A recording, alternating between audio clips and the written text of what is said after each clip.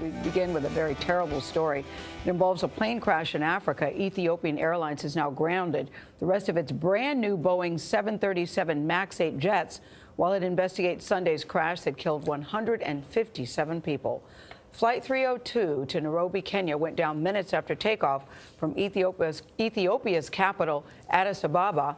The victims came from 35 different countries, and 8 of them are American. The plane's black boxes have been found, but the cause of the crash is still unknown.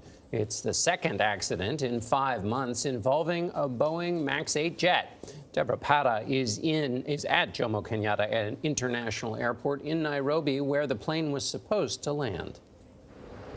Good morning. Many of the people on board Ethiopian Airlines Flight 302 were heading here to Nairobi to attend a United Nations conference. The U.S. has sent its condolences to all the families of those on board the plane. Piles of mangled debris lie scattered around the crash site. Strewn amongst the wreckage, items of clothing and personal belongings, a jarring reminder of just how many lives were lost. The arrival board simply read "Flight delayed" at Nairobi's International Airport yesterday. While back in Ethiopia, reality began to sink in for frantic relatives.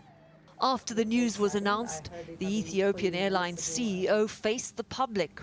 We are very, very saddened. Our heart is broken for this tragic accident. Flight 302 took off at 8:38 local time from Ethiopia's Bole International Airport in Addis Ababa, heading for Nairobi. Seconds later, the pilot made a distress call wanting to turn back.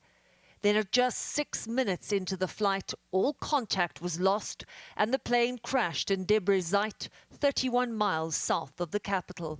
An eyewitness described seeing the plane go down. It came directly from the sky downwards, he said, and we heard a huge explosion. The jet was a new Boeing 737 MAX 8 that the airline had recently purchased at the end of last year. On the plane, 35 nationalities from around the world.